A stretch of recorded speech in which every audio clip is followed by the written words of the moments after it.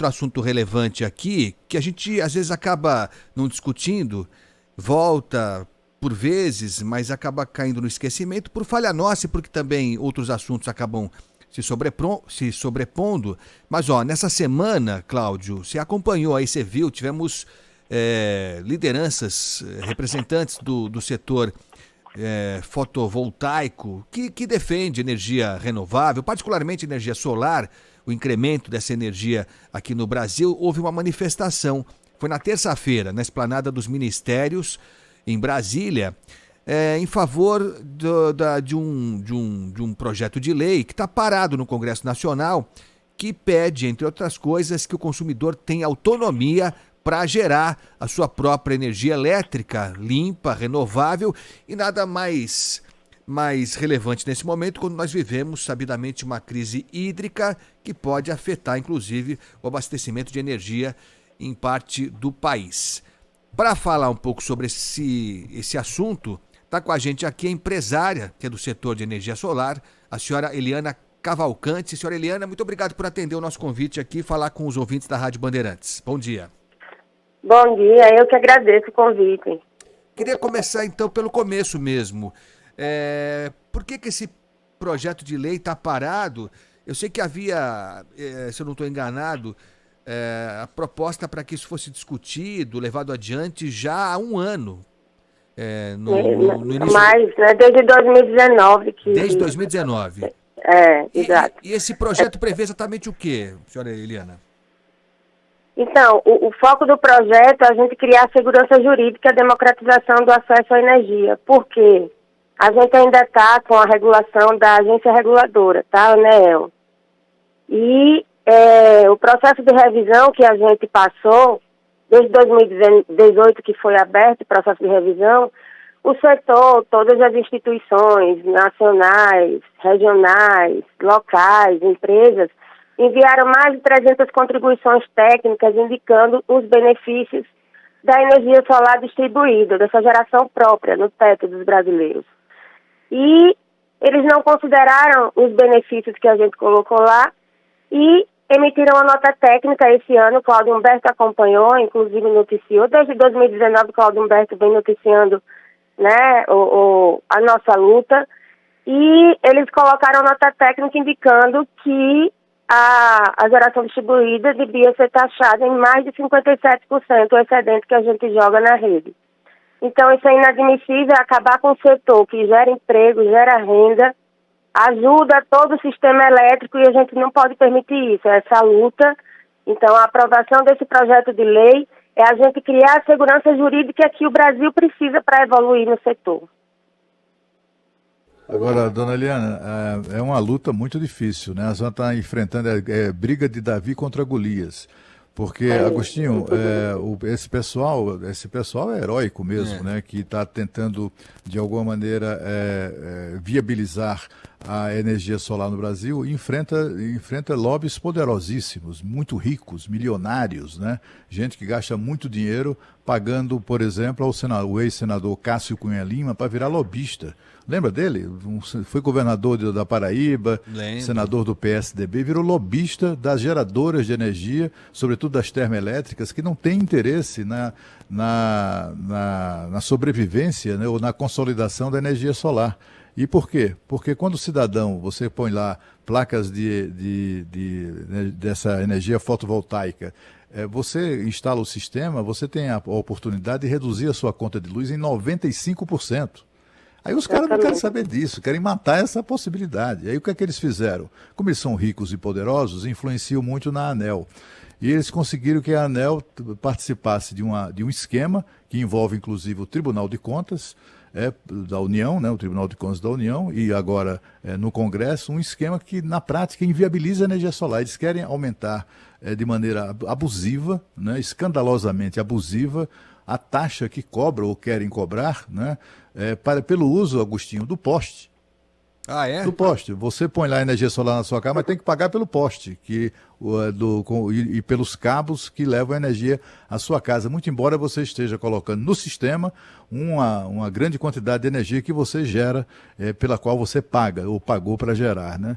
Então, assim, capital próprio, né, Cláudio? Exatamente. Eu peço desculpas à nossa ilustre entrevistada, porque é um assunto pelo qual eu sou apaixonado, assim. Eu tenho acompanhado há vários anos essa questão e eu tenho, assim, horror. Você sabe que entre os lobistas contratados por esses caras está o ex-presidente do Tribunal de Contas da União, o ministro José Múcio.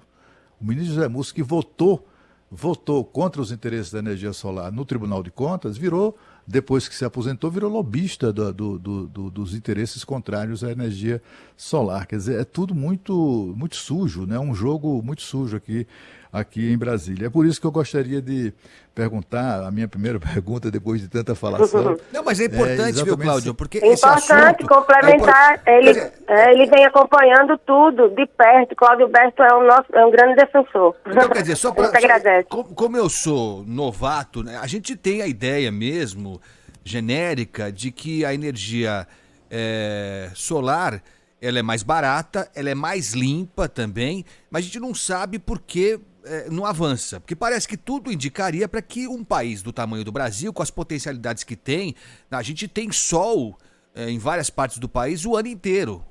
Quer dizer, a gente tem as condições naturais que favorecem também a implantação da energia solar. E eu fico espantado, viu, Cláudio? Quando você diz, se eu entendi bem, quer dizer, a energia solar é mais barata.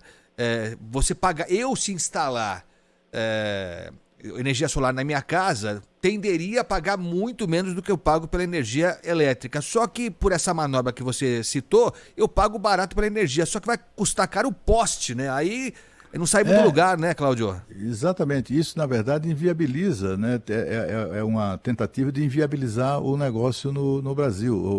Não digo negócio, né? Quando falo negócio, pode sugerir outra coisa, mas inviabiliza uma alternativa de energia, de geração de energia limpa e renovável e abundante, né? Que é a energia solar. Nós somos um país tropical. Com isso eles ficam. Por que você perguntou? Por que demorou tanto? Porque a ANEEL não deixava.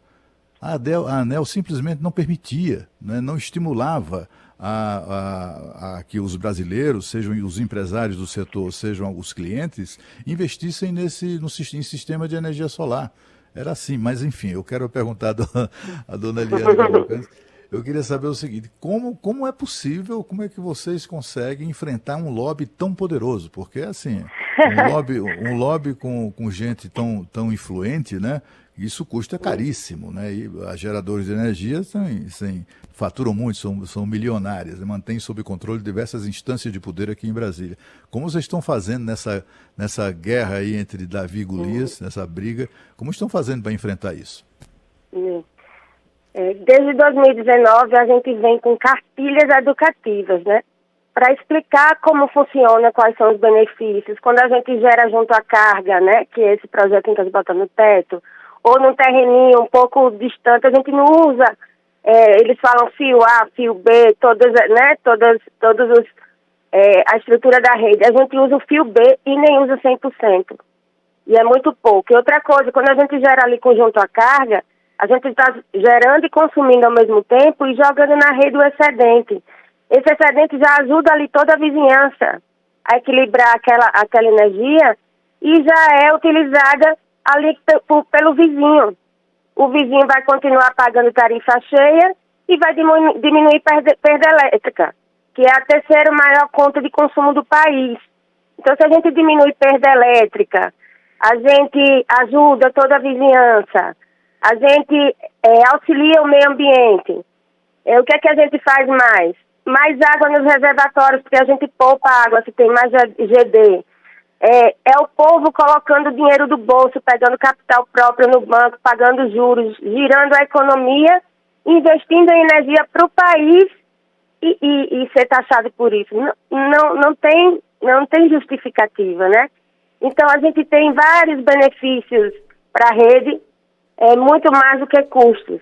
Para você ter noção, se a gente investir em GD, até 2050, a gente vai evitar 173 bilhões de reais na conta de todos os consumidores brasileiros, no que a gente vai evitar de bandeiras tarifárias, de ligar as termoelétricas dos combustíveis fósseis, que são ruins para o meio ambiente.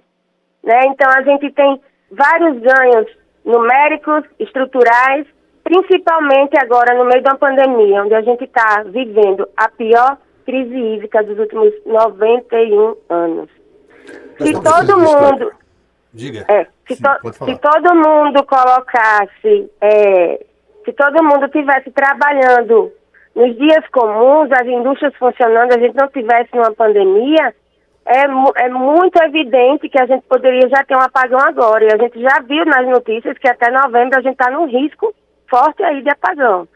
Então a gente está no momento propício da gente seguir com esse PL e não ter mais travamento, né? A gente precisa pautar e votar algumas melhorias de texto lá em plenário para que ele siga para o Congresso, ou para o Senado, e ele seja sancionado na presidência. E a sua pergunta, Cláudio Humberto, sabe como é a nossa luta aqui? É com a verdade.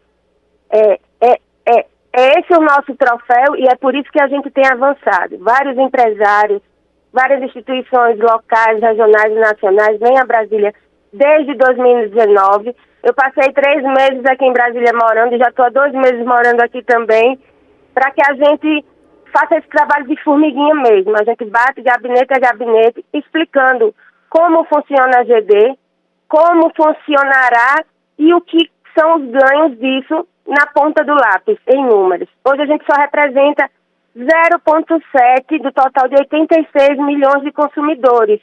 E temos 2 milhões de consumidores entrando no sistema elétrico a cada ano. Agora, a senhora sabe, né, não é, dona Eliana Cavalcante, que um dos argumentos desses lobistas, eles inclusive ligaram para mim, né, o senador Cássio Cunha, olha e tal, na verdade, qual é o argumento dessa gente? Veja que cara de pau. É que, na verdade, com isso, sem pagar o que eles querem, que a energia solar pague pelo uso do poste e dos fios, isso aí eu estou falando uma linguagem bem simples, na verdade, na opinião deles, o povo está subsidiando o rico, ou seja, o pobre está subsidiando a implantação do sistema de energia solar nas casas e empresas, que ainda é uma coisa pouco acessível.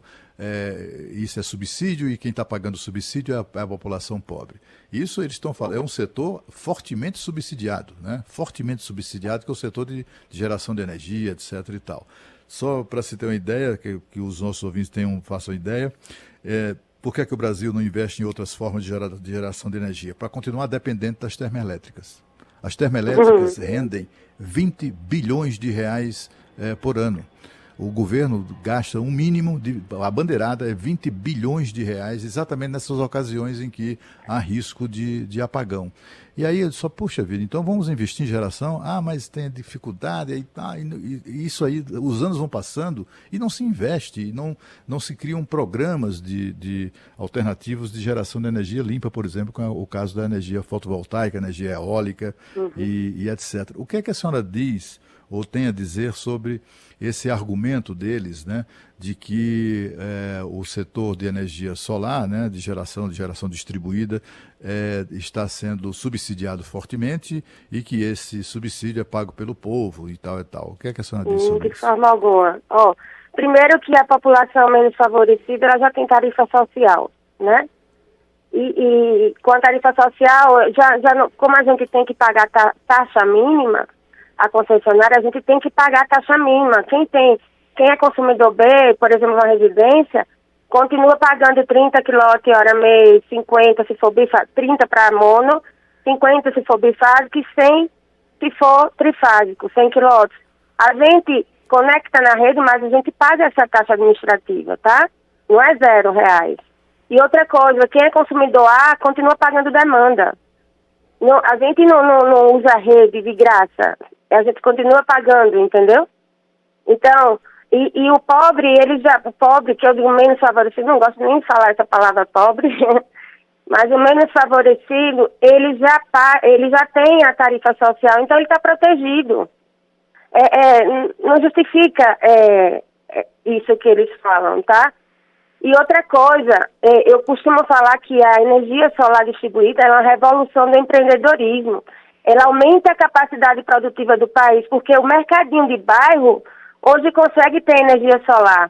Ele pega o dinheiro lá no banco, paga com a economia da conta e consegue colocar energia lá no mercadinho e reduzir um dos principais entraves do Brasil de crescimento, que é a energia elétrica. Quanto É uma custa das energias hoje? mais caras do mundo. Senhora Eliana, desculpa, Oi? quanto custa hoje para instalar? Se eu quiser colocar na minha casa, uma casa padrão, vai, é normal, nada exagerado, ou no mercadinho, num estabelecimento pequeno, quanto custa? Quanto eu preciso ter em É dinheiro para instalar? uma casa com 5 pessoas vai custar numa média de R$ 30.000 tudo. Entre projeto, conexão na rede, a concessionária vai trocar o medidor lá, fica bidirecional.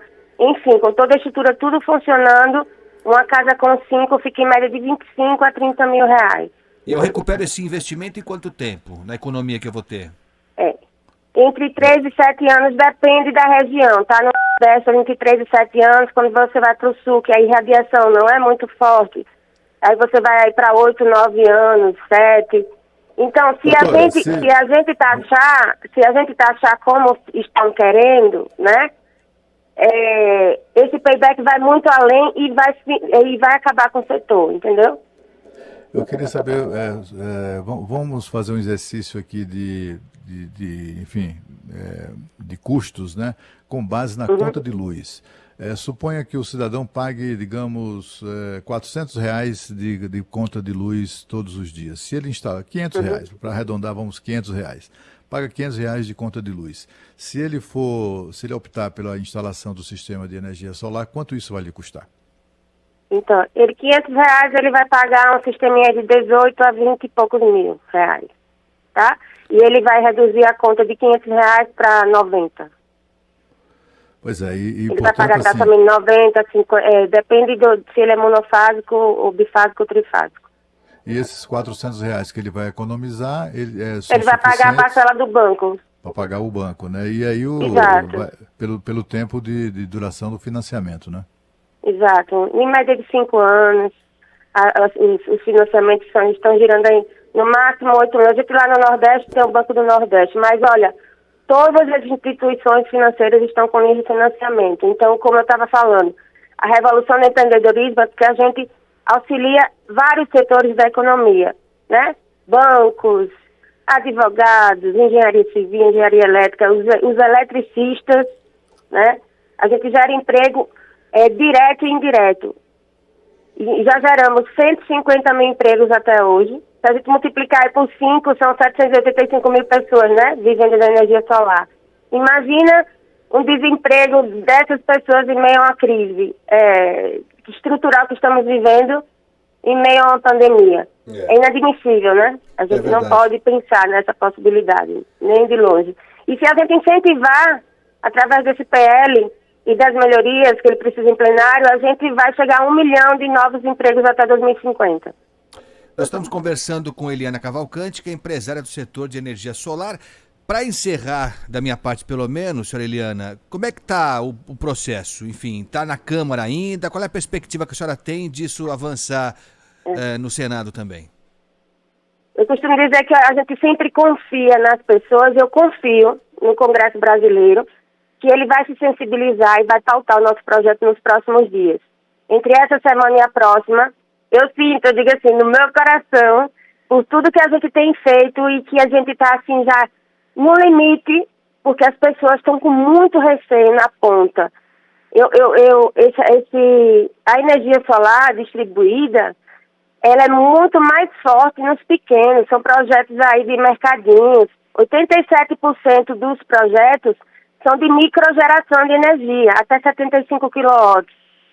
Então, é o pequeno fazendo a revolução no país, contribuindo para o crescimento e desenvolvimento sustentável. Então, a gente precisa incentivar, né? Precisa incentivar essa fonte em prol dos municípios, gerando emprego e renda na base, onde o Brasil precisa evoluir, de baixo para cima.